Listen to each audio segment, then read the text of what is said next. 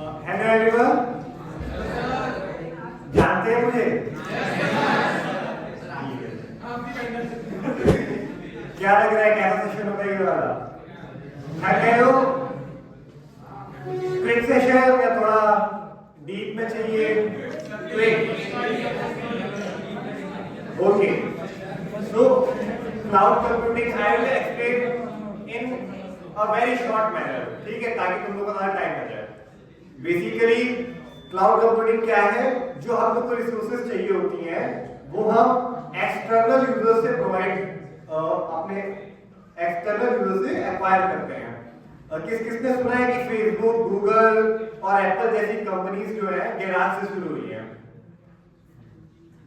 तो एक्चुअल में वो क्यों गैराज से शुरू हुई थी? क्योंकि तब ऐसा कोई प्लेटफॉर्म नहीं था जहां से वो हार्डवेयर रेंट पे ले सकते थे। बेसिकली क्लाउड कंप्यूटिंग क्या होता है कि हम हार्डवेयर को रेंट पे लेते हैं, तो तब कोई ऐसा प्लेटफॉर्म एग्जिस्ट नहीं करता था। तो कंपनीज खुद का हार्डवेयर जो है, जिसे हम सर्वर कहते हैं, वो खुद के गैराजेस में बनाते थे, उसको लोकली इंस्टॉल करके ग्लोबल यूजर से कनेक्ट करते थे। बेसिकली इसमें जो लिखा हुआ है तुम लोग पढ़ लेना। क्लाउड कंप्यूटिंग में तुम लोग कोई भी चीज किराए पे लेते हो और उसका भाड़ा देते हो। Simple, this is cloud computing. तुम जो भी हार्डवेयर लेना चाहते हो, रैम, जीपीयू, स्टोरेज के लिए तुम्हारा कोई भी एसएसडी, हार्ड डिस्क, तुमको फोटो स्टोर करानी है लॉन्ग टर्म के लिए, उसके लिए अलग हार्ड डिस्क होती हैं। जो भी तुम सोच सकते हो हार्डवेयर के टर्म्स में, वो तुम्हें क्लाउड कंप्यूटिंग प्रोवाइड करता है।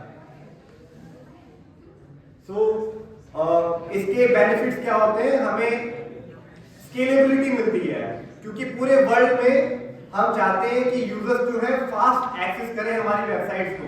तो कैसे फास्ट एक्सेस करेंगे? जब हमारा क्लोजेस्ट सर्वर उनके डिवाइस के पास होगा। अगर हमारा सर्वर डिवाइस से ज्यादा दूर है तो जो लेटेंसी होगी वो ज्यादा होगी, तो जो रीलोड टाइम होगा या जो लोडिंग टाइम होगा वो काफी ज्यादा होगा। लेटेंसी को कम करने के लिए, लेटेंसी बेसिकली क्या होता है कि कितने देर में रिस्पांस आ रहा है हमारे सर्वर से, तो जो लेटेंसी को कम करने के लिए हम क्या करते हैं कि जो यूजर्स जहां पे है, जैसे हम इंडिया में हैं तो मोस्टली मुंबई का सर्वर हम एक्सेस कर रहे होते हैं। अगर हम अमेरिका में हैं तो एशिया पैसिफिक सर्वर हम जो है यूज कर रहे होते हैं। ऐसे चाइना में रहेंगे तो चाइनीज सर्वर को एक्सेस कर रहे होंगे। तो जो सर्वर्स होते हैं ये स्केलेबिलिटी प्रोवाइड करते हैं और फास्ट रिस्पांस प्रोवाइड करते हैं हमारे ऐप यूजर्स को। देन एजिलिटी इज बेसिकली कि जितना हमें चाहिए हम उतना कभी भी ले सकते हैं। हम अपनी ऐप को कम से बिल्कुल कम से कम पे चला सकते हैं। अगर हम चाहते हैं कि हमारे ऐप में 100 यूजर्स हैं तो हम केवल उतना हार्डवेयर रेंट करेंगे कि 100 यूजर्स ही उसको एक्सेस कर पाए।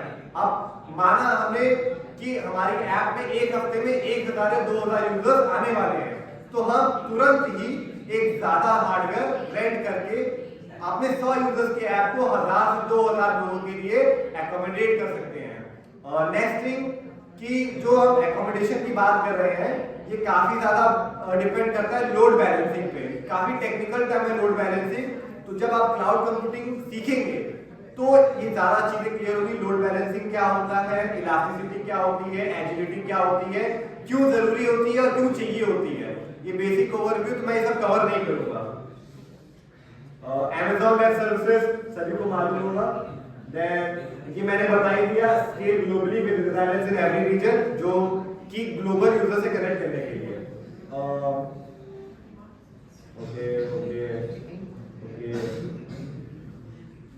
Okay so AWS certifications, like आपको सीखना है तो कैसे सीखेंगे क्लाउड कंप्यूटिंग?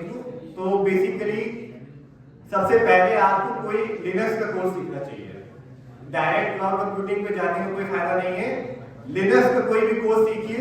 जब आपको लिनक्स आ जाए अच्छे से, मैक्सिमम 1 हफ्ता या 2 हफ्ता लगेगा, उसके बाद आप क्लाउड कंप्यूटिंग की बेसिक जो टेक्नोलॉजीज है धीरे धीरे शुरू कीजिए। टोटल 300 से ज्यादा टेक्नोलॉजीज यूज होती है क्लाउड कंप्यूटिंग में। क्या सभी सीखनी है?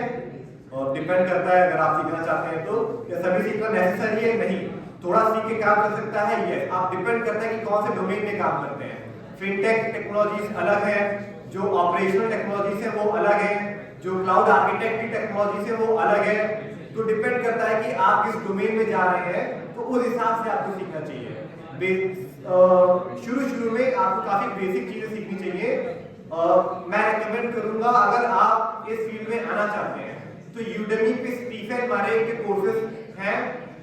एक होगा उसपे सर्टिफाइड क्लाउड प्रैक्टिशनर CCP, तो it is very basic AWS certification. इससे आप लोग काफी हद तक सारी चीजें सीख सकते हैं, खुद के सर्वर सेटअप करना, खुद की ऐप डिप्लॉय करना, खुद की फोटोज या खुद का गूगल ड्राइव, कुछ भी आप वहां से वो सीख के बना सकते हैं। It is very easy.